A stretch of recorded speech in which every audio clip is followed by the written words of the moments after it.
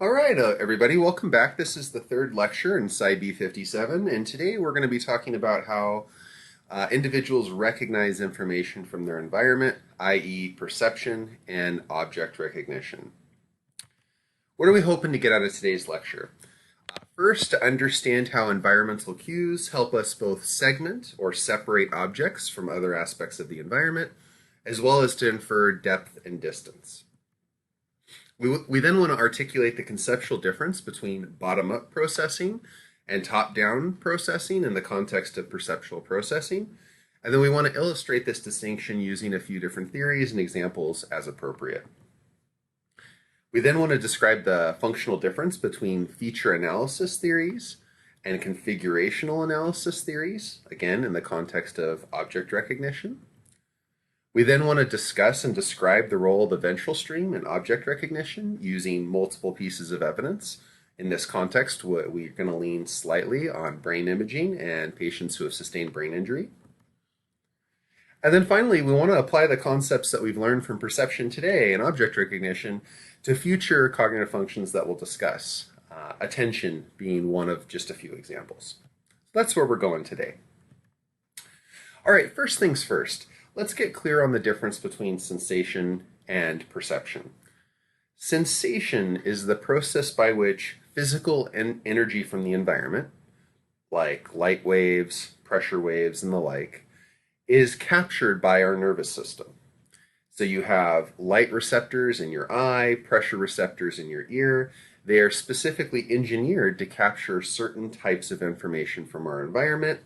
And the actual process of capturing that environment, you might remember the term transduction from PSY 101, is called sensation. We are capturing physical information and turning it into a nervous system signal. Now, the process by which we make sense or interpret that neural signal is called perception. So if I have this many signals sent from a visual processing area like the eye, well, what does that mean? How bright is something? How dark is something? That sort of thing. So really what we're trying to do with perception is to understand the sensory signals that have been captured by our sensory organs, like vision, audition, and so on. And just to be clear on and sort of how systematic this is across the senses, suppose here in the green text you see grandma's face, you capture the light information reflected from her face, and you have the appropriate sort of retinal or eye response to capture light information as appropriate. And all of this is with the hope that that information is then interpreted to recognize grandma's face. That is the stimulus out in the environment, and sensation and perception work well when you capture that information and interpret it in its true form, in this case, grandma's face. An auditory equivalent of this would be here in blue, recognizing grandma's voice. Pressure waves from her speaking are captured by the cochlea in the inner ear, and hopefully through some cortical and subcortical processing, we recognize this as grandma's face. Grandma's scent in the context of olfaction works exactly the same way. The idea is for our nervous system to recognize whatever is in the environment truly and faithfully. Now, one of the first huge challenges of visual perception is telling the difference from one object from another. And this is critical. This process of segmentation is critical because you can't recognize one object if you can't tell it apart from other things in the environment, right? Gestalt psychologists developed a set of principles, or mental shortcuts as they were, to help us sort of use these cues to help us understand the difference between one object and another. And when we're looking at a complex environment, we're actually using a combination of these cues, probably all in parallel or simultaneously, to help tell the difference between one object from another. I'll briefly just highlight a couple of these. One, for example, is similarity. Objects that are more perceptually similar are more likely to be part of the same object. Now, clearly this isn't always true, but if I put my hand against a desk, other parts of my hand are more similar to each other than parts of the desk. And so this principle of similarity would help me group, in part, what is my hand from what is the desk. Another aspect, closure. You see this square and this circle, and it looks as though the square is on top of the circle. That is the more reasonable interpretation of these shapes, as opposed to one bizarre shape that is combining things in a way that's more complex than probably needs to be, i.e. the square is most likely occluding or sort of on top of part of the circle. Finally, just one more common movement. Things that move in the same way are more likely to be part of the same object. As I walk in front of the lecture hall, parts of me are moving along with me as I walk, of course. And that's one of many cues that helps determine that as I walk, I'm not perceptually breaking up as a person. All of me is moving together, and that helps me separate, or helps you separate as the audience, which parts are me as I'm walking in front of the lecture hall, and which parts are the chalkboard and other aspects in the environment that are my backdrop. So that just gives you a sense of some of the perceptual cues that we use to help segment or separate one object from another. It's certainly more complex than this, and your book gets into this in a bit more detail. If this is something that really excites you, this is a really important topic in a field of perception, right? And you might be worth digging into more if you're so inclined. Now, knowing what objects are is obviously critical. That helps us approach or avoid things as appropriate. But part of that approach and avoid piece is knowing where things are relative to us. And there's lots of cues that we use in parallel to help infer object distance, where things are relative to us.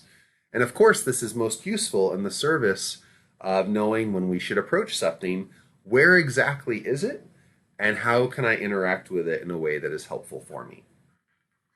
There's a number of cues. Let's talk about a few. The first is called binocular disparity. And you think binocular, you think two eyes. This is the idea that each eye sees a great deal of overlapping information, but each eye captures information that is slightly distinct from the other. Now, this is enormously useful in the context of sort of perceptual processing, because especially close up, for eye-hand coordination, the difference between the two eyes helps us use objects proficiently right in front of us. Now, this cue isn't particularly useful for things really far away, because when you're looking at something miles away, the image on each eye focusing on that is probably going to be relatively similar. But the difference between the two eyes is the greatest close up, and that can be incredibly useful for tool use and other things that we use that require manual dexterity. The second would be familiar size. Knowing that even a baby elephant is big helps me judge where that elephant is relative to me. If I see an elephant and it's incredibly small, part of the visual inference that we can make is that the elephant is not very close to us. As the elephant gets bigger, it might be getting closer, so to speak.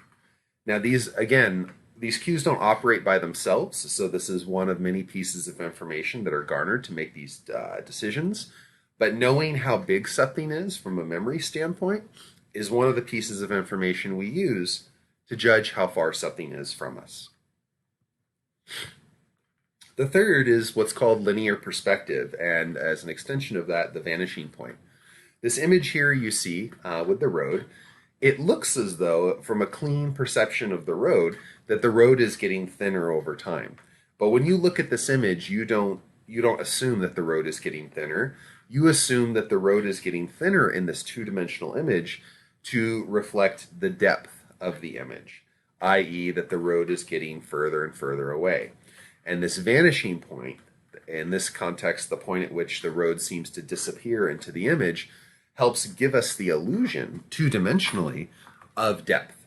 And so we use linear perspective, knowing that objects don't necessarily get thinner as they get further away, but using that as an indication of how far something is away. Finally, perhaps one of my favorites, motion parallax. When I was a kid, maybe once a year, we'd do a little bit of a road trip in California, and California has lots of mountains. And so I would sit there and kind of, hang my head out the car as we're driving on the highway. And I noticed, as is pretty obvious, that things close to us whip by my eyes very quickly, like cars in another lane, or a sign on the freeway, that kind of thing. Whereas things that were much further away, like mountains and other things like that, seem to just crawl. Even though we're going the same speed, it seems that things that are further away don't move across our eyes as fast. This idea of motion parallax is that how fast something moves across our eye can be an indication of how far away it is from us. If it moves across our retina quite quickly, it tends to be closer. And if it moves across our retina more slowly, then it tends to be further away. Now again, as a reminder, there are other cues that are important here too. The size of the object obviously matters quite a lot here, but this is one of these cues that can be used in parallel to help infer distance of where I am relative to other things. Now, how is it that information gets in our system in such a way that we can make sense of what is out in our environment? Well, to adapt one of our simple models that we used in the first day of class with history, you have visual information, auditory information, and the like that we're representing here by the stimulus or the input. Some sort of perceptual piece happens where I link that information to know that I'm looking at a face or something like that. I can use cognitive processes such as attention, language, and so on to think about that face. Do I know, have I seen that face before? Those sorts of things. And then maybe based on whether or not I know that person, maybe I decide to go up and approach them and say hello, or maybe if they're a stranger, I continue on with my day. This is a very simple sort of framework, overly simple, arguably, that kind of explains how something gets from the environment to perceptual processing, to thinking with that stuff that we've now processed, and then eventually doing something. There are two classes of theories that kind of distinguish themselves based on how this happens. The first theories, or class of theories, are called bottom-up theories. And largely speaking, these theories say that you get everything you need from the environment, and whatever's out there, you are making sense of as it is. Bottom-up processing. Information comes in, you make sense of it. That is how perception occurs. Now that sounds very intuitive and straightforward, and surely that's a good part how perception works. But a newer class of theories have tried to augment our understanding here by saying, look, that is certainly true. Information has to come in for us to make sense of it. But there are also opportunities for our knowledge and our expectations to color or influence how we see the world. For example, if we're expecting to see something, maybe it increases the likelihood that we see it. These class of theories refer to top-down processing theories. The idea that, again, your knowledge or expectations can help color or influence the world that you see and how that you see it. Okay? So two different ways of sort of approaching it. Let's first talk about bottom-up theories a little bit. One of the more famous bottom-up theories comes from Gibson, Gibson's theory of direct perception. This is again a bottom-up theory of processing. Gibson argues very strongly that the environment supplies us with all we need to understand the world around us, i.e., we do not need top-down perception at all. There is often unambiguous sufficient context to make most perceptual decisions that we need to make.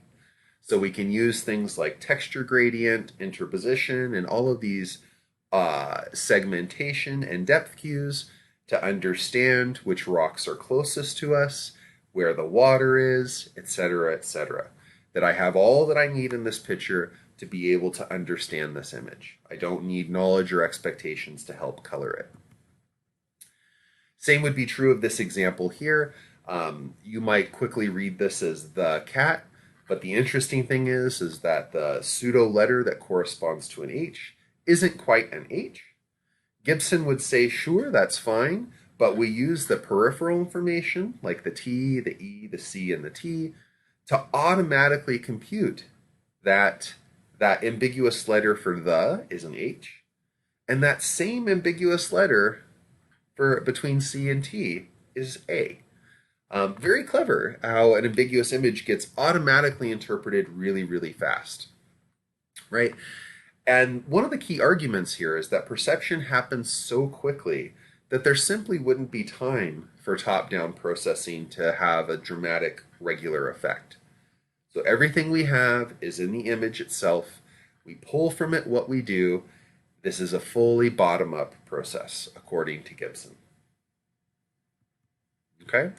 Gibson also argues that the laboratory approach, when we bring people into the lab and study visual perception, is just too simple, right? So when people are processing one letter at a time or one word at a time, that's not really how people process information. We are bombarded by complex, multifaceted information across all of our senses all the time.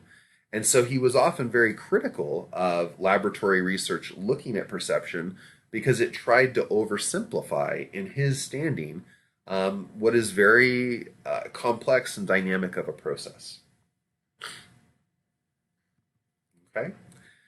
So that's the general idea of bottom-up sort of processing, theory of direct perception with Gibson. Can we talk about some examples of bottom-up theories that try to articulate how we make sense of things in the world? Well, one of the more famous ones is referred to as template theory. And the idea is this. Templates are memory representations of sorts of what an object looks like from a certain perspective. You have a template in your mind, according to this theory, of an iPhone. You have a template of a chair. You have a template of tape dispenser, etc., etc. But very importantly, template theory argues that you have an image of every object you've seen from every angle in which you've seen it. So the idea here is that you have multiple templates for the same object depending on the perspective or the viewpoint. Okay? So again, I'd have a template for a chair from one viewpoint, a template from a chair from another viewpoint, so on and so forth, so that I could, from any perspective of seeing that chair, match it to one of my templates and recognize it as a chair. A very sort of canonical example of template theory has to do with barcodes. The beautiful thing with barcodes and how they're structured is that they're read the exact same every time. This barcode might correspond to a jar of strawberry jelly, and that would be true whether this strawberry jelly is being sold at Loblaws, Sobeys, Metro, Food Basics, what have you. Barcodes are consistent things that can be read exactly the same way every single time, regardless of how they appear. And you might imagine how that analogy is actually quite helpful for recognizing a chair in different circumstances, or your friend Sally, so on and so forth. When you see Sally at your house versus see Sally at school when you're heading to school, you should recognize her as Sally just the same. The context shouldn't so much matter. Template theory and with this idea of barcodes suggests that the same instance of something is recognized as the same every single time. Now, how does it actually do this?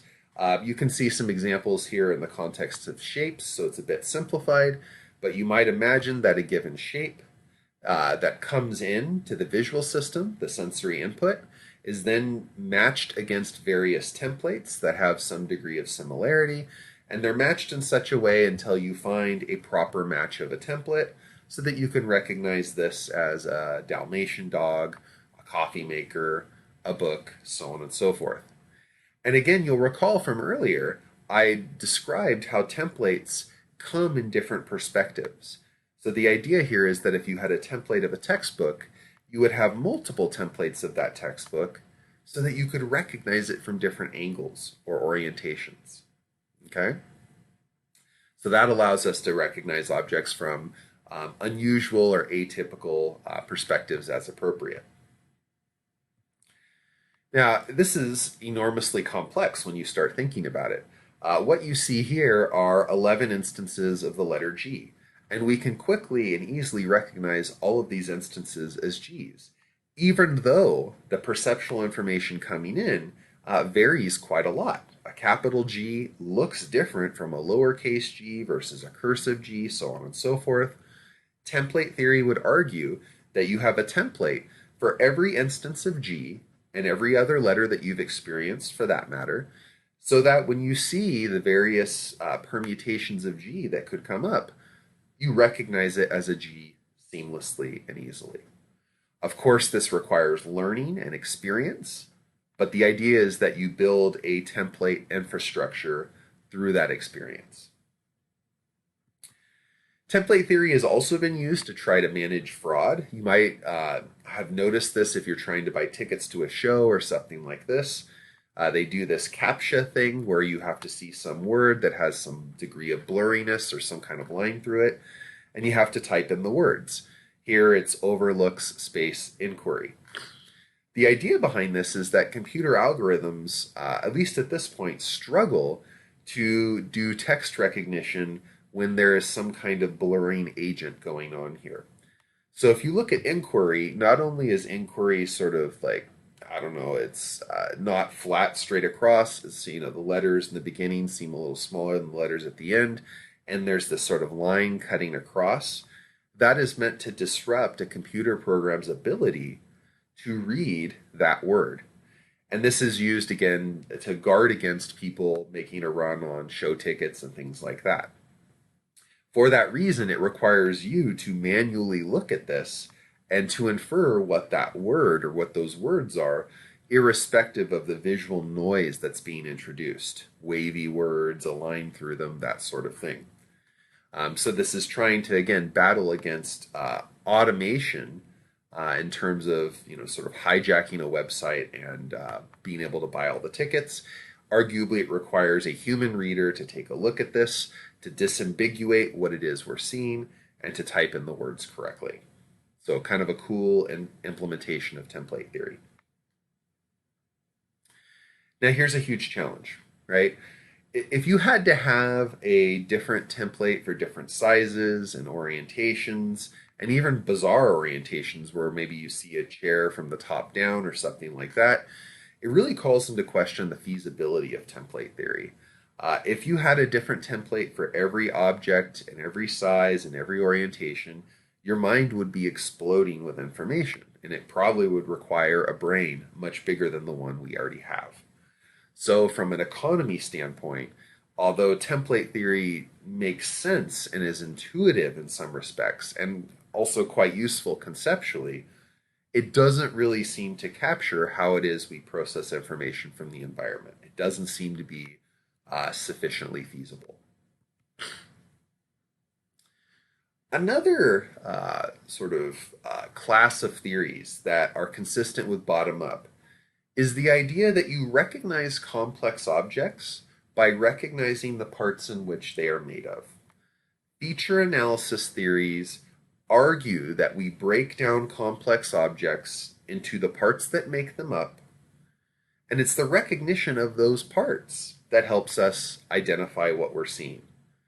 So for example, in this image that appeared below, the letter T, the way that we recognize the letter T, according to a feature analysis class of theories, is that we recognize the parts that make it up, and by recognizing the union of those parts, the parts being the second layer here, the union being the different letter possibilities, it allows me to recognize this as a T.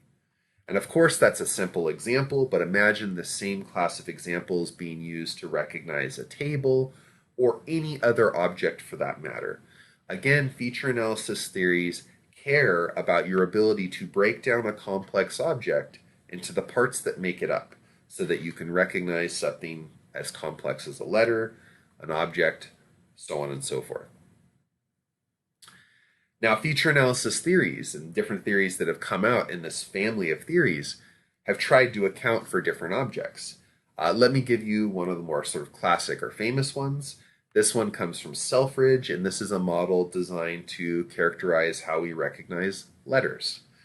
And this is sort of an idea from the original paper, again, some 60 years ago. But here's the idea. You start off from left to right. The first is an image demon, and the sort of the metaphor for demons is sort of neural activity, but it's meant to be sort of a playful model-esque kind of thing. So suppose you see a letter R out in the environment. This is captured by what Selfridge would call an image demon, or visual areas that help take in or sort of transcribe that information. That information is then compared to what are called feature daemons, the second layer of this model. And feature daemons have different, in this case, pieces of letters that might be appropriate. Maybe there are some curves or right angles or oblique lines. Different letters are made of different feature daemons. The important thing here is that when you see the letter R, it activates the feature daemons that make up the letter R. Okay? Those feature daemons that are activated do the equivalent of what Selfridge would call screening. And screening, again, being an analog of neural activity. The collection of feature daemons that are activated will activate the letter that shares most of those features. And in this case, the feature daemon that yells the loudest is, or excuse me, the cognitive daemon, the letter representation that yells the loudest, is R. Because the cognitive daemon of R is most active, the decision daemon says, I saw R. So let's go through that again, just to be clear.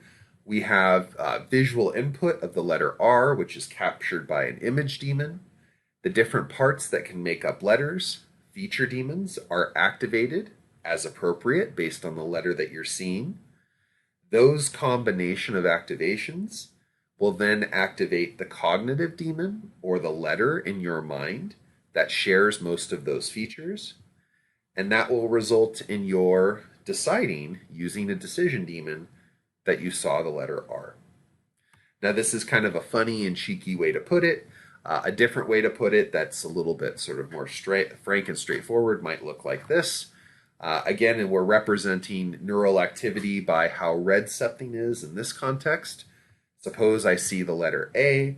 At the next level, it activates feature daemons that are constituent parts of the letter A, and that neural activity is coded in red. The conjunction of those feature daemons that were activated activate cognitive daemons that share those features. The letters that are in light red are letters that share some of those features, but A is the one with the strongest neural activity, as it is the most red, because it shares the most feature daemons that were activated. That results in a decision daemon deciding that you saw the letter A. Okay.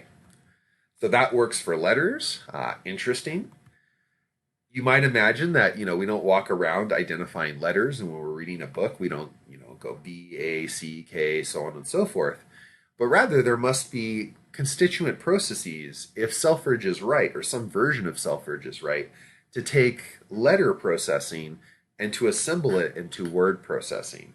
And McClelland and Rumelhart, you might remember from the first lecture, described parallel distributed processing, described how parallel processing could be used to process words, to access information associated with those words, those sorts of things.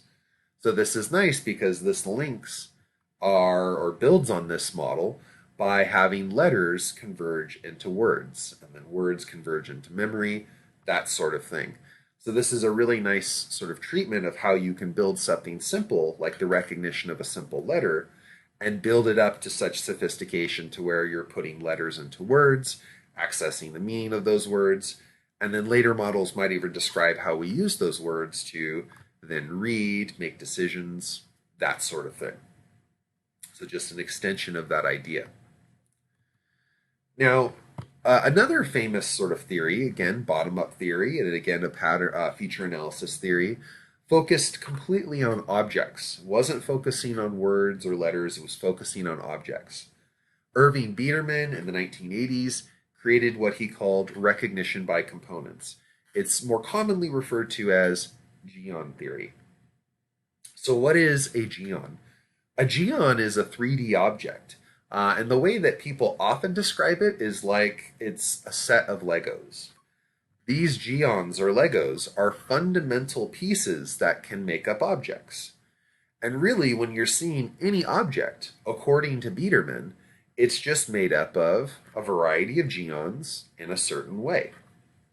And so what separates a briefcase from a table and so on and so forth are the sets of geons that make it up. Okay? Now, the cool thing about this theory is that Biederman argues that The angle of an object shouldn't matter, whether you're seeing a chair upside down, right side up, from the side, etc., etc. He argues that perspective doesn't matter, so it sidesteps the problem of template theory when orientation did matter. All he argues is that to perceive an object, you have to see the core geons that make it up. Because if you don't see the core geons that make it up, you can't put that object together and recognize it for what it is.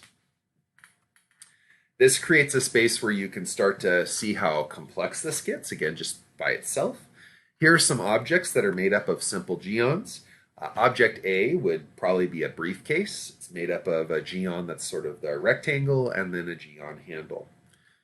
B shows an object that is made up of exactly the same geons, but happens to be a different object. This might be, for example, a drawer. And this makes it very clear that geons, at least in this simple context, could not be sufficient for recognizing objects. Texture and color and things like that, additional pieces of information, might be critical for disambiguating two objects from each other when they're made of the same geons, like you see in A or B, or C and D, where you have a coffee cup and perhaps a pail. So certainly the geons that make up an object are a critical part of recognizing what that object is, according to Biederman. Okay? Now where it gets a little tricky is telling the difference between, for example, my coffee cup versus your coffee cup, even though they might look exactly the same geon-wise, right? So there might be additional pieces, as I alluded to before, about color or little things that you remember on the object, like your coffee cup is scratched on the bottom, that add additional information to the geon theory that would help you discriminate one object from another when they have overlapping geons. Okay. Now those were all bottom-up ideas of perception, that information comes in, we make sense of what we have, and we just go from there. Remember that top-down theories that we described earlier are using our knowledge and expectations to shape the way that we see the world. So the idea here is that the perceiver, or you, builds a perception of a stimulus or of your environment informed by cognitive processes, your knowledge, expectations, and things of the like. And another way of putting this to sort of really drive in what top-down processing is that the world affects our perception. That idea is bottom-up processing. But critically, the world we experience is formed by our perception, i.e., perception can be colored or influenced by our expectation and knowledge.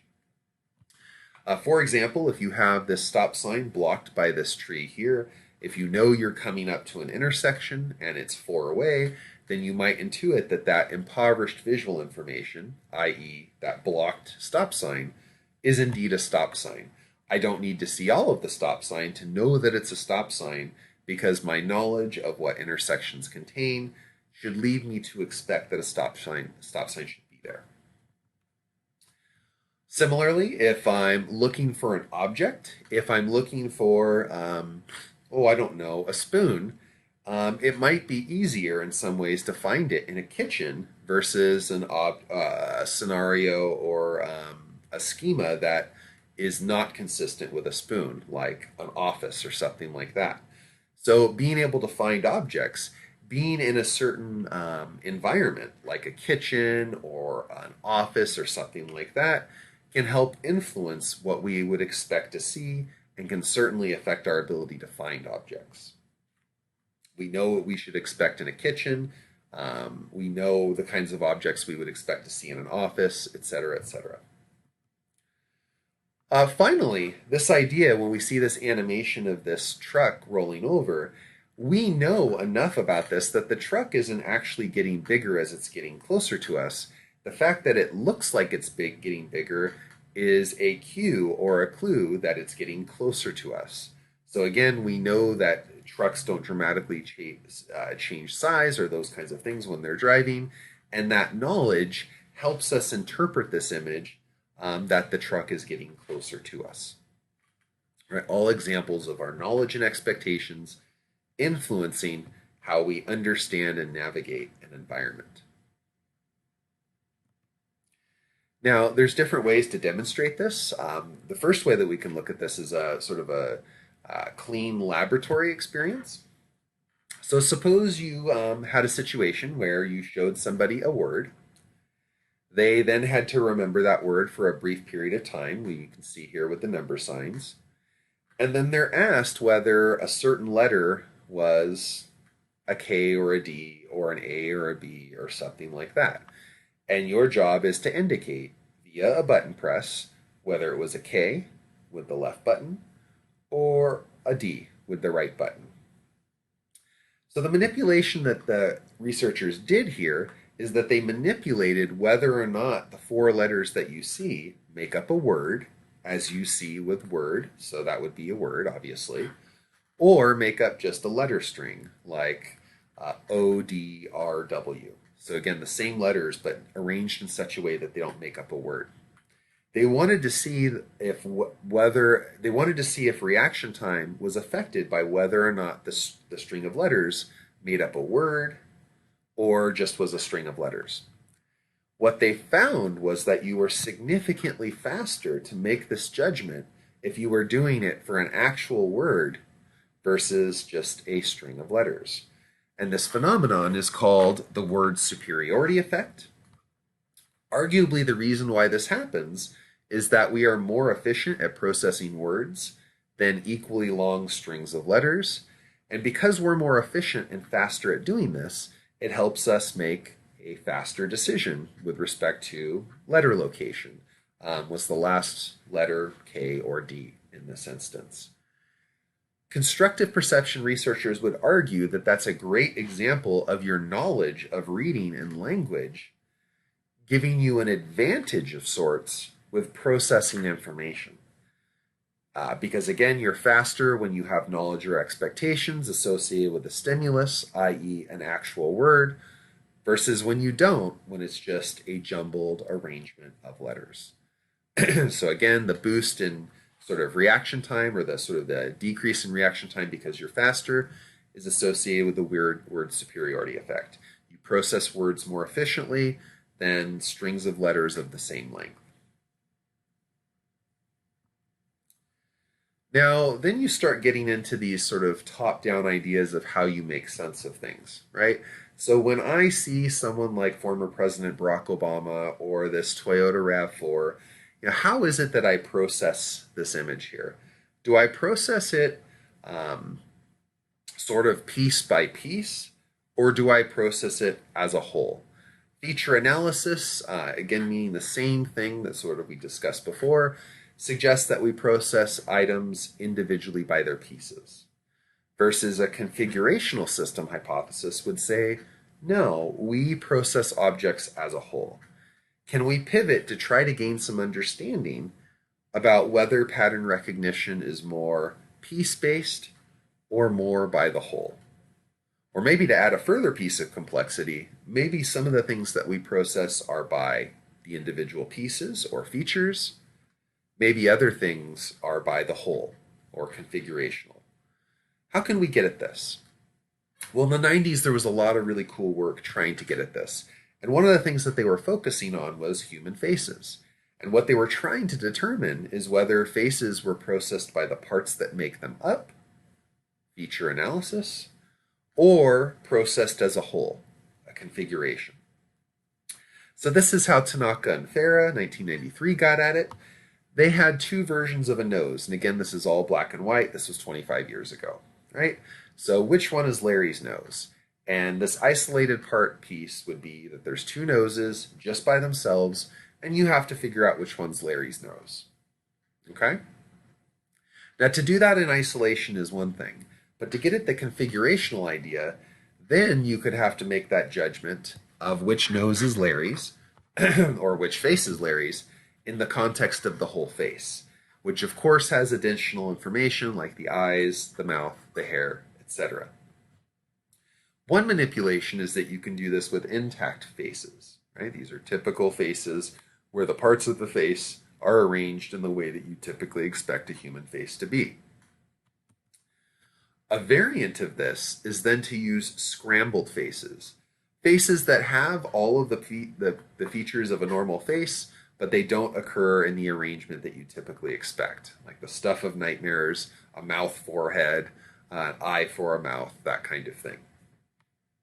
So what they're manipulating here is whether the configuration matters or not, an intact face or a scrambled face. If you process faces by features alone, it shouldn't matter whether you're seeing the feature in an intact face or a scrambled face, because you're simply focusing on the feature. But if the whole arrangement is really what you need, then you might imagine that it's much harder to recognize Larry's nose when it's in a scrambled face condition compared to the intact, because the configuration is not something you are accustomed to. So participants did this study. What did they find? So first, let's orient ourselves to what we're looking at. On the y-axis, you have percent correct. So how many of these trials they did correctly. The white bars are the isolated part condition, so when you're just recognizing a nose by itself. And the black bars are the whole face condition when you're seeing the whole face. And on the left are the intact faces, and on the right, scrambled faces.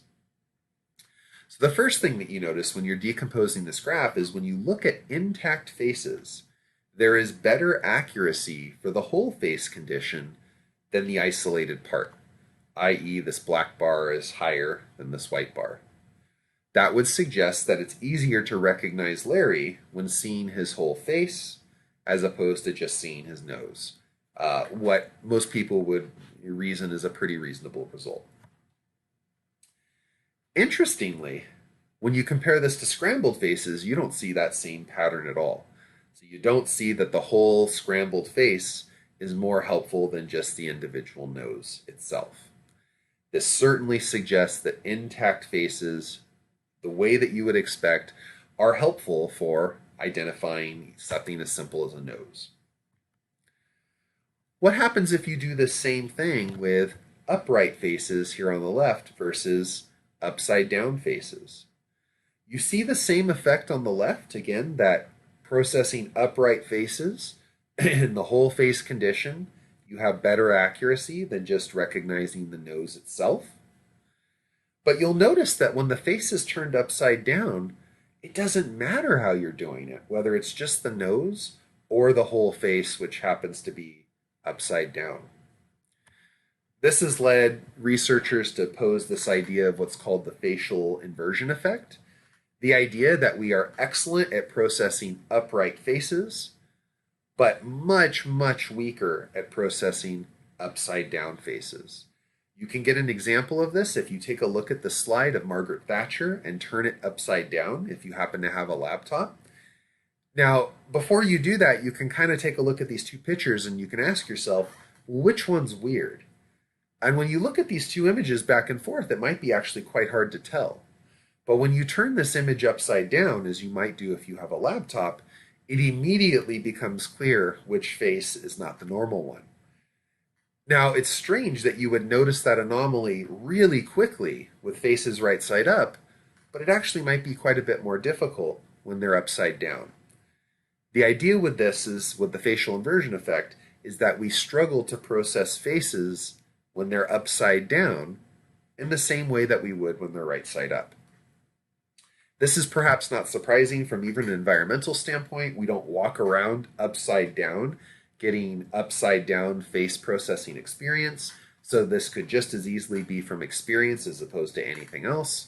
But suffice it to say, we process upright, typical human faces very efficiently, and processing them upside down results in a dramatic slowing, facial inversion effect.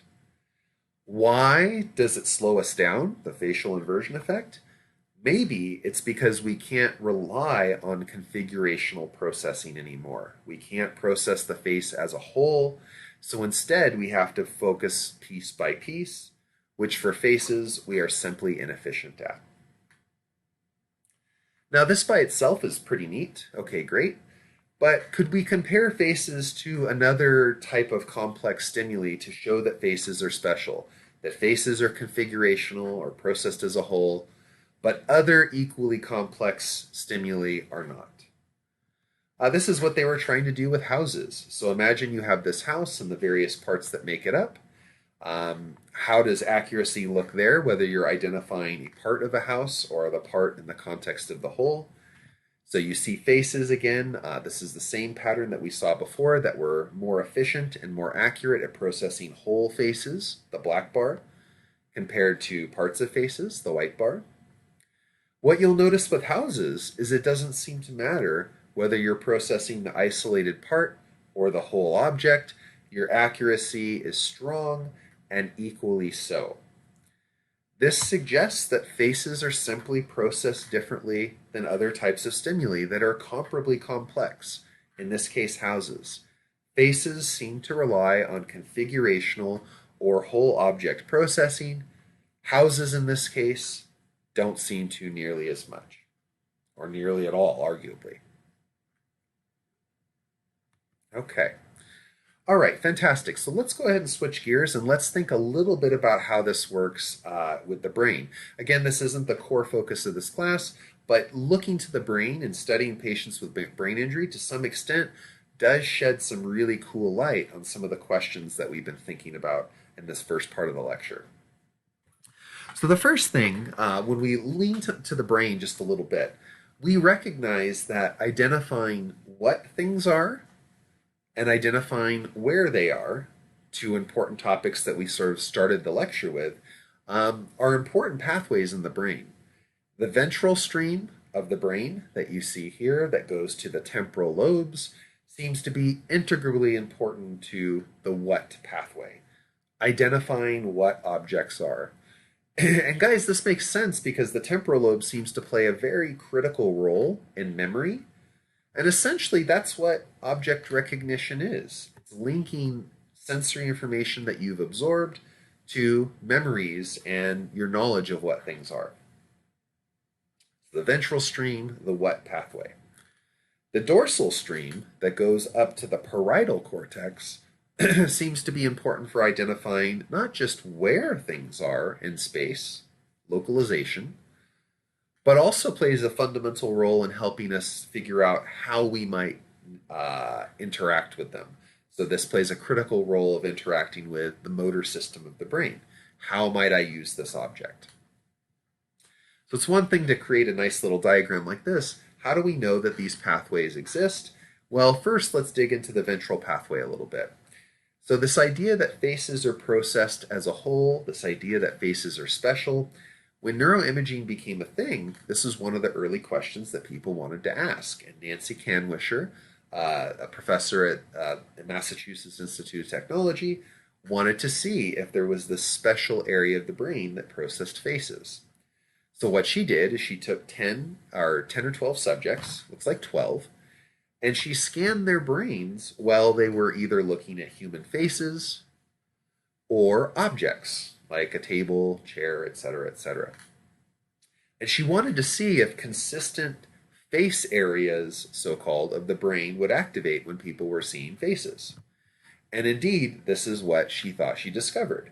The bottom part of the temporal lobe, part of the ventral stream, is this big gyrus called the fusiform gyrus.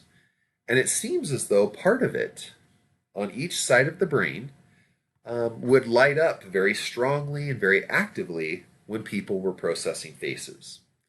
This was a significant discovery at the time, so much so that she called this brain area that responded strongly to faces the fusiform face area, or the FFA. So we seem to have found an area of the brain that responds selectively to faces and may be responsible for us processing faces that are upright as quickly and as efficiently as we do. Now, when you discover something like that, it motivates a lot of exciting research. It motivates people to try to evaluate your ideas. It motivates some people to try to falsify your ideas and to try to demonstrate that you're wrong, or that the way you're making sense of this information is incomplete. And this is what Gautier and Mike Tarr wanted to demonstrate. They created these little buggers called greebles. And greebles are these little creatures that you see here. They are clearly not human faces, but they were designed in such a way to have complexity so that you could tell different families of greebles and different individuals within these families. Imagine that over a period of a few weeks, you learn the difference with expert discrimination between 45 or so of these greebles, right? Now, you might imagine the first time you see a greeble, you're not going to be activating the face area of the brain at all because these aren't human faces, demonstrably. And so, what we're seeing here on the left for greeble novices, people who haven't learned greebles, never seen them before, when they see greebles, they do not activate the face areas of the brain, here highlighted by no brain activation in the white squares. The same people, though, for proof of principle, when they see human faces, they activate those areas quite strongly, just as you'd expect. But what Gautier and Tarr wanted to figure out is, if you trained on these greebles for weeks and developed visual expertise with them, would you also lean on the fusiform face area? Because if you did, it would suggest that it's not a human face area, but rather an area that's important for visual discrimination. Well, here's what they found. People who became greeble experts, who studied these families of greebles for weeks, not only did they activate the fusiform face area for seeing human faces, just as before, but they also activated the fusiform face area when seeing greebles. Again, this suggests that this fusiform face area that Nancy Kanwisher identified is not specific to human faces, but is certainly used for human faces to be able to tell them apart. Right, and that's the key. And the neat thing is, on the y-axis here, we get a sense of brain activity. As the sessions go on in terms of training, the amount of brain activity for greebles, here in the dark bar, increases with the more experience that you get, which is fascinating. Again, at first, you're not activating the fusiform face area at all, but the more practice and experience you get with these greebles, the more you engage that area. Again, it helps make the case that Kanwisher's interpretation of the face area was incomplete. It is not an area unique to human faces, but rather an area that's leaned on for expert visual discrimination. Now, other researchers have taken this a further step forward. Gautier built on this research further. What if you were an expert in cars or an expert in birds? And I'm not just talking about someone who likes cars or who likes birds.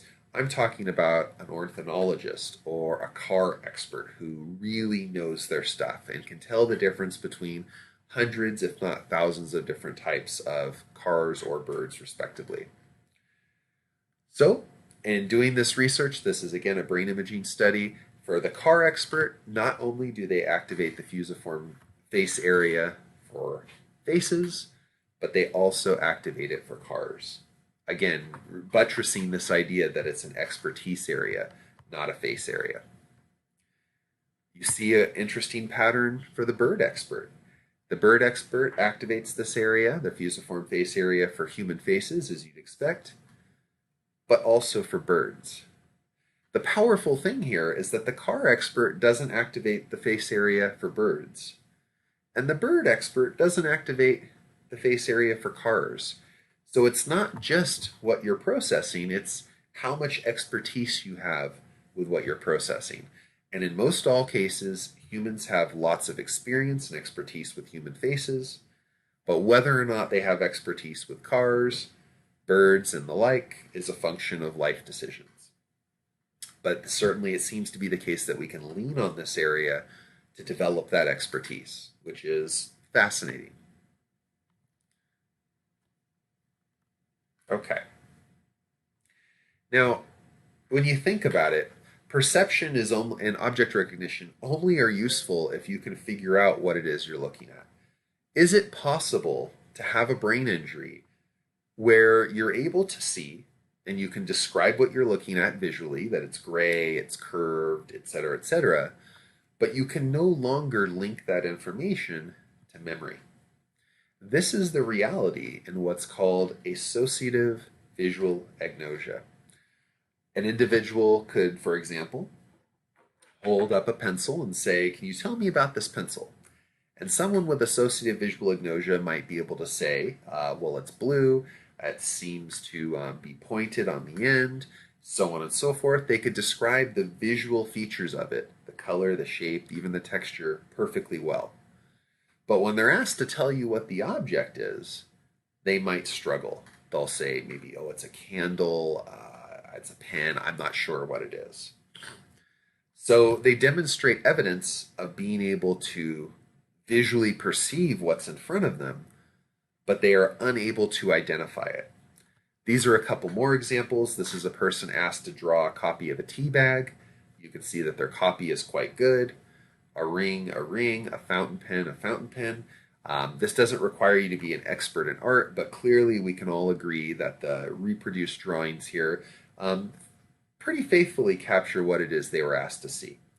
In all of these cases, tea bag, ring, and fountain pen, they could draw the object, demonstrating that they understand what it looks like, but they cannot tell you what it is. A couple more examples. The object on the top, they're asked to reproduce a pig. They do a quite good job. Reproduce a train, good job. A key and a bird. Again, with associative visual agnosia, they demonstrate good evidence of perception because they can draw or describe exactly what they saw.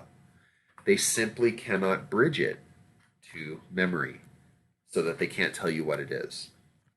One more example, an anchor here, again, drawn well. Very convincing evidence that perception is intact, knowing the shape, color, texture, those kinds of things. But that information is not being relayed to memory areas properly for object identification. This is a nice sort of visual way to put it. In associative visual agnosia, visual form processing is intact. They are able to describe what it is they're seeing, and indeed they can even draw it. Their conceptual knowledge is intact. You might say, well, Professor Souza, how can you prove that? Here's the fascinating thing with associative visual agnosia. Suppose I use that key example, and I showed them the key. They were able to copy it just fine, but when I asked them, what is this? They don't know. The fascinating thing with that, though, is that when I do this, when I shake my keys, they immediately go, oh, those are keys. So clearly they know what keys are, but they're not able to link visual information to memory. They are, however, able to link sound information, in this case, to memory. So you know their conceptual knowledge of what keys and pencils and other objects are. It's simply that the bridge between visual processing and conceptual knowledge is degraded or damaged. And in visual associative agnosia, this black arrow that I'm highlighting here is damaged. And whatever part of the brain relays that information is dysfunctional. Okay. Now again, this is not the same as being visually impaired. If a person had visual impairment, they may not be able to accurately describe what it is they're seeing. If a person had a memory impairment, they may not know what keys are, irrespective of how you show them, whether it's visual, touch, or the like. Associative visual agnosia is when you can prove that a person's visual form processing is fine, that their conceptual knowledge is fine, but that they are unable to link the two. And the fascinating thing with this, and it teaches us a lot about brain function, is that there's homologs or analogs in other sensory modalities. So there are cases of people being able to hear just fine and having memory just fine. They know what a dog is. They know that they're hearing something when they hear a dog barking, but they may not be able to tell you that that's a dog barking. Or, for example, a person knows what a key is, and they can tell you that visually and through sound if they jangle the keys. But when they have their eyes closed and they put the key in their hand, they can't use touch to link that to memory, a condition called asterignosis. Sensory information, whether it's visual, auditory, or the like, has to get to memory for us to understand the world around us. And associative visual agnosia is a case in which visual information, which is inputted just fine, is not able to be relayed to conceptual knowledge for you to identify objects as easily as you typically would. Now, there are some sort of variants of this type of visual agnosia that are appreciably worse. Now, in associative visual agnosia, we can demonstrate that a person sees just fine.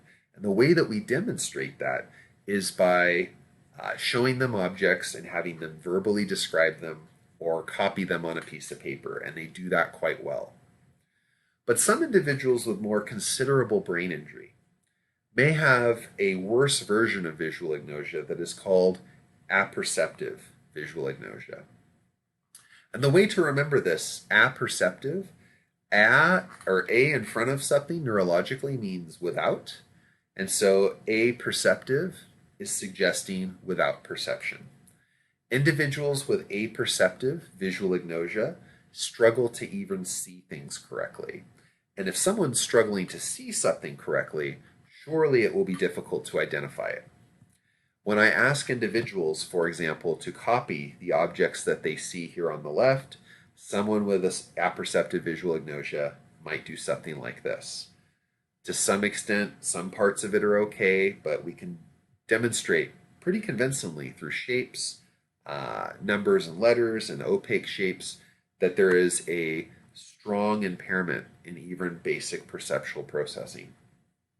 Again, this tends to co-occur with more substantial brain injury, but it does make it very clear that without proper perceptual mechanisms for shape, color, texture, and so on, we cannot build towards more complex object recognition. And if we can't do that, then it will impair the ability for us to understand the world around us. Okay. Now, you might have been thinking, well, with that fusiform face area, so to speak, what happens if you had a brain injury that affected that area? What happens? Well, you could develop a condition called prosopagnosia. This is the inability to discriminate between faces.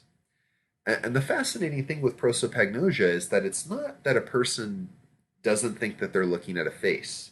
They know that they're looking at a face. And this is probably because there's lots of contextual information. You can see a person's hairline, ears, it's on top of their neck, etc., etc. So basic intuition and reasoning would suggest that there's a face there, but they struggle to tell the difference between faces. Now, other visual cues can help them a bit with this. If they were trying to discriminate between two people who had dramatically different skin complexion or skin color, then it would be easier because they could rely on color. But if they were trying to discriminate between two faces of the same skin complexity, that would be enormously difficult.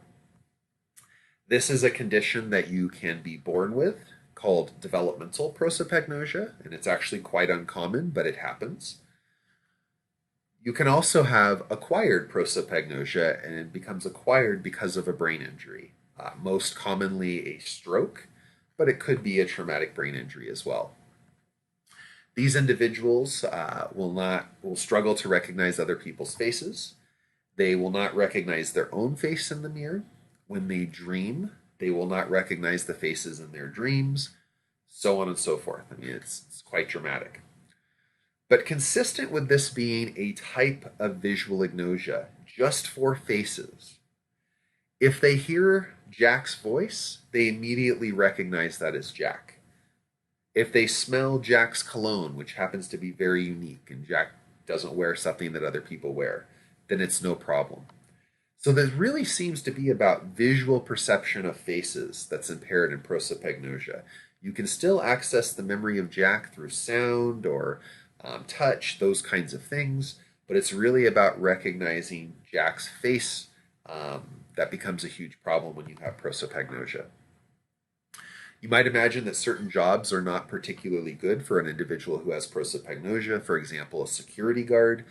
You would need to be able to quickly recognize people's faces if you were looking for somebody. This is, of course, a challenge for those with individuals with prosopagnosia. One more comment, developmental prosopagnosia. This is a difficult thing to diagnose, as you might expect. We don't go in and get face tests and things like that. We just assume that the way people see the world is the same as the way that we see it. So the symptoms that pop up when children have developmental prosopagnosia are a little different than you might expect, and can easily be explained away if you weren't careful. For example, a child who has difficulty telling his friends apart and telling whether that's Joey or Sal across the playground, that sort of thing. Again, keeping consistent, generally speaking, how they dress and their skin complexion. Um, Individuals with prosopagnosia who are born that way often have difficulty making and keeping friends, simply because of a perceptual difficulty that they have. Um, Now, a child not making friends or having difficulty making friends doesn't mean that they have prosopagnosia. There could be lots of reasons for that, as we well know.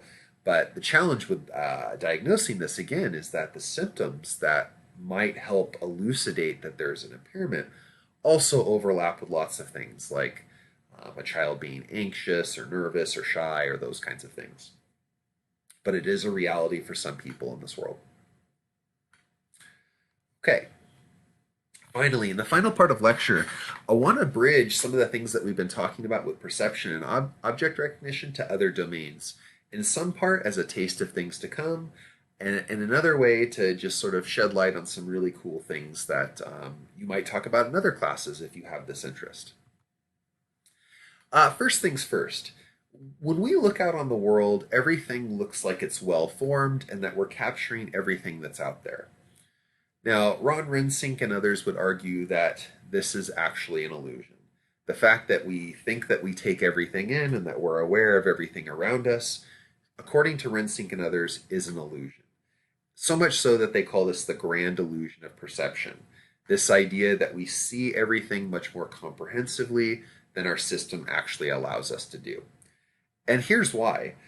We can only pay attention to so much. As we've talked about, there's a bottleneck of resources. We can pay attention to some things, but that comes at the expense of other things.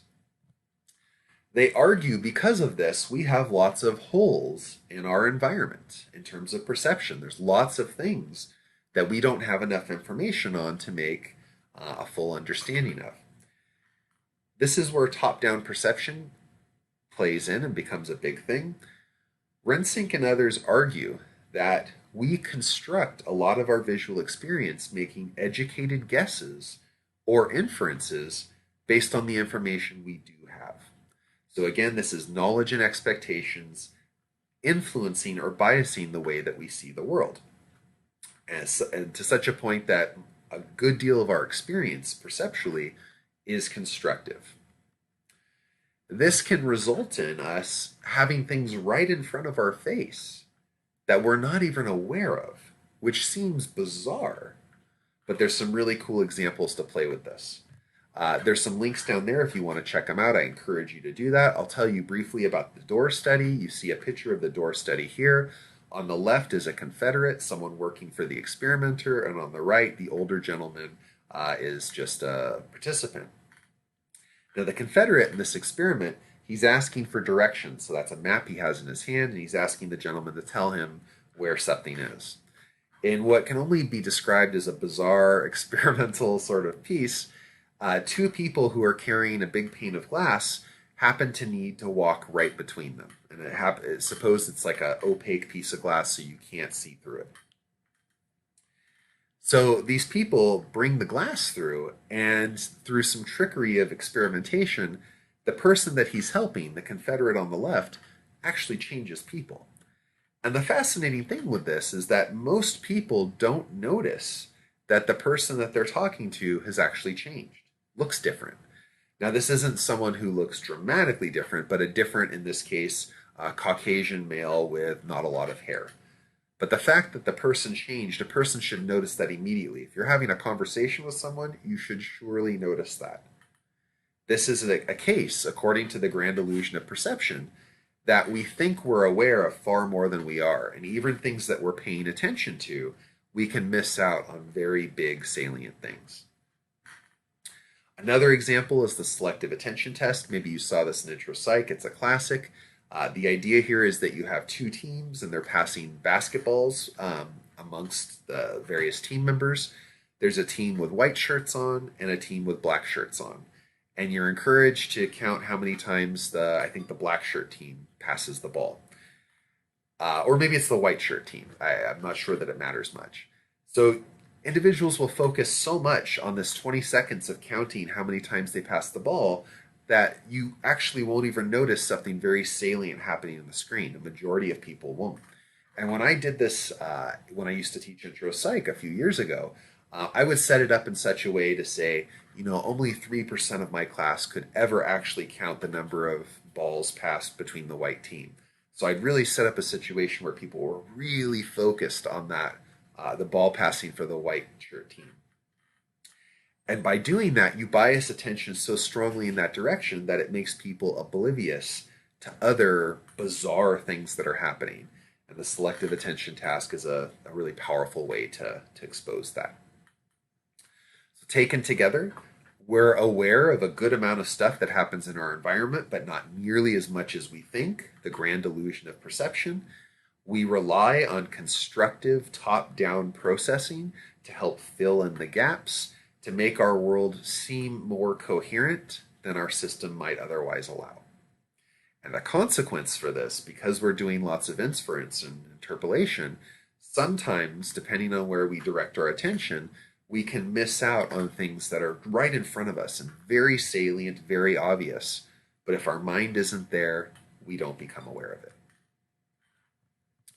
Second example I want to give, and we're going to talk about this a little bit more when we get into attention, is Anne Treisman's feature integration theory.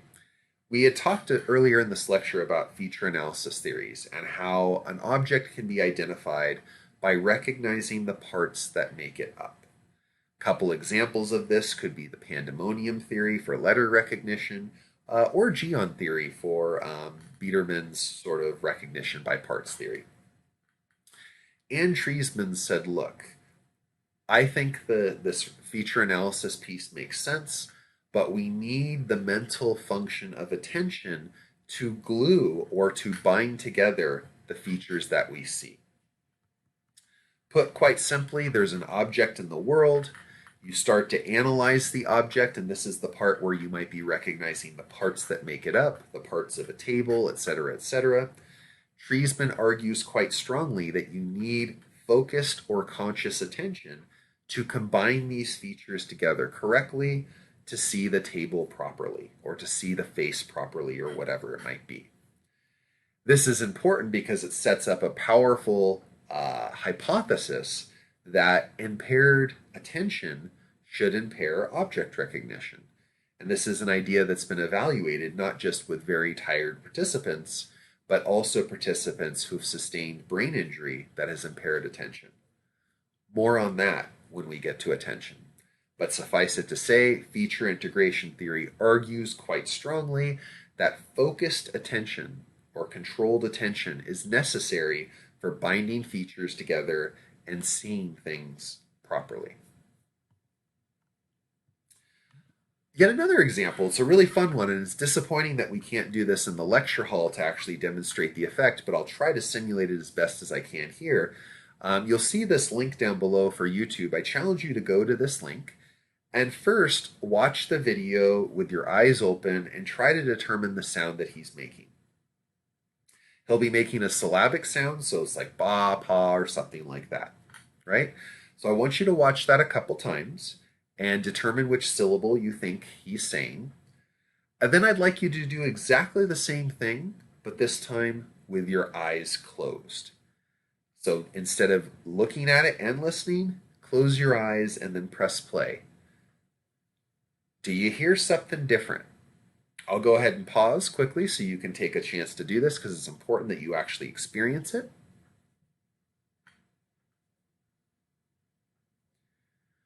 Okay, pause over. So please make sure you check this out before you continue in the lecture because I want to explain what's going on here. Okay, spoiler alert. What's going on? The sound that you're hearing and the way that he's moving his mouth have been engineered. So the sound that you're hearing, I think it's ba or something like that, is incongruent with the video editing that they've done to suggest it might be pa or something like that. And this leads to this very bizarre perception that you hear one sound with your eyes open, but hear a different sound with your eyes closed. And the bizarre thing with this is that me telling you this doesn't change this at all. We can do this back and forth, and I've been doing this for more than a decade now. When I open my eyes, I hear one thing. When I close my eyes, I hear another thing. This teaches us something very powerful about perception and the role of vision. It's interesting because your ears aren't lying. Your ears are hearing the same thing every time. But by watching him move his mouth, that visual information, when your eyes are open, is actually overriding the sound that you actually heard. So the McGurk effect is this incredibly powerful example of visual input distorting auditory perception, making you hear something that you didn't actually hear. And again, the lesson here is that we trust our eyes, in this case, more than our ears. In the face of sensory conflict, we trust vision. And the McGurk example is one effect that kind of gets at that. More than 40 years old, but surely has stood the test of time. Okay. Perception is important because we can identify objects in the world, absolutely. It's also important for action because some of these actions we might want to, some of these objects we might want to take action on. So is it possible to have impaired perception but intact action? If these go together hand in hand, that wouldn't make sense at all. Well, there was one patient, patient initials DF, who suffered damage to her ventral stream because of carbon monoxide poisoning. So she suffered lesions in her ventral stream that made it difficult for her to identify objects correctly. And so there were a variety of tasks that she was asked to do to understand how this affected her brain. In the explicit matching task, she was asked to hold the card at an orientation that would allow the card to go in the slot. Now you can see that the way she's holding that card in this image here is incorrect. She's actually holding it perpendicular to the slot. This is consistent with how DF would actually behave. She seemed to have difficulty identifying the angle of orientation and moving her hand accordingly. Now, if she's struggling at this, surely she shouldn't be able to put the card in the slot, right? Not so fast. So it turns out when she was asked to actually take action and put the card in the slot, regardless of the orientation, whether it's horizontal like you see here or vertical, she had no problem with it. None at all. The images you see down below with A and B, these were the different attempts. DF is on the top row, and two other patients who don't have this impairment on the bottom row. So you should just see straight lines at whatever orientation if they're always doing it correctly. CG and CJ have no problem doing the explicit match task or the action task. DF, while she struggles to orient the card in the correct location, when she's asked to actually put it in the slot, has no problem at all. When she's asked to do this from memory, hold a card horizontally, she does it just fine, right? From memory, she's able to do that really well. What does that teach us? It teaches us that it's possible to impair your ventral stream that helps you identify objects, but to not impair your dorsal stream, which helps you navigate your environment. And in this case, she's acting on an object that she may not be able to identify, but can use correctly. Bizarre, but seems to be important. Again, suggests that perception and getting ready for action are separate things. Under typical circumstances, they collaborate and work together in very sensible ways. But this case of brain injury is a powerful demonstration of how they might act separately. Finally, I want to end you on the idea of the Capgras delusion. Now, the Capgras delusion is this really incredible delusion where a person sees someone's face, for example, their mother, and knows that that's the body of their mother, but believes that they're an imposter. That, you look like my mom, but you're not my mom. This has been done also with people's significant others. Some people have had the Capgras delusion with their cat or their pet. They recognize perceptually that the person looks like mom or their wife or their cat or whoever, but they don't believe it's them and they think that they're an imposter. You're a fake or something like that. There's a video I put into Quarkus where you can actually see what this looks like, because it sounds a little bizarre to kind of appreciate what I'm saying right now, but it's another thing to see it.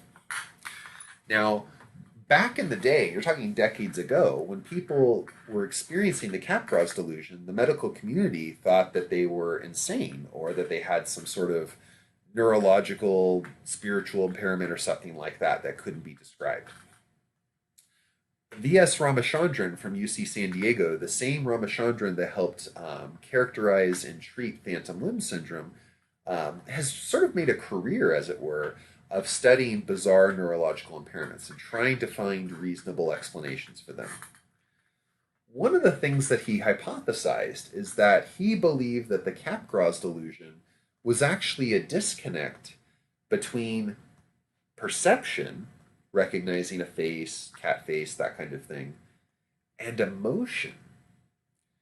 So the idea here is that I cognitively recognize my mom because she looks like my mom. I would expect her to look that way. But because the link to my emotions is broken, because I don't feel that the way I would typically expect to feel when I see my mom, I don't think it's my mom, or I don't think it's my wife or my cat. And the way that he evaluated this is he measured skin conductance or sweating response when people were seeing pictures of familiar and unfamiliar people. Now, normally when I see a picture of my wife or my kids or something like that, it increases my skin conductance response, and that seems to be an outlet of emotion. But individuals with the Capgras delusion, when they see pictures of their familiar individuals, they do not show an increased skin conductance response. And Ramachandran has interpreted this as, again, a faulty link between perceptual processing and the emotional sort of pieces that correspond with that. Right? So it's interesting. It kind of suggests that familiar person recognition isn't just a perceptual piece, but there's an emotion piece that's attached to it to help legitimize that perception. And this creates a situation where you could actually create a complex model, like you're seeing here, just for instance, of how face perception works. And you can try to link the sort of the perceptual pieces of the shape and color and those kinds of things to memory, to their name, but also to the emotional piece, the affective response. And you can try to create a cognitive model that explains how typical face perception occurs, for example, and how that goes wrong in the Capgras delusion. That's just one sort of way to see it. And this is, again, a testament to the idea that studying patients with brain injury can shed very powerful and important light on the models that we create to help us understand how people read or solve problems or things of the like. Okay, and again, an encouragement to watch that video. It really gives you a strong sense of what that looks like. That concludes today's lecture. Thank you for your time and attention, and I look forward to continuing our conversation in lecture 4.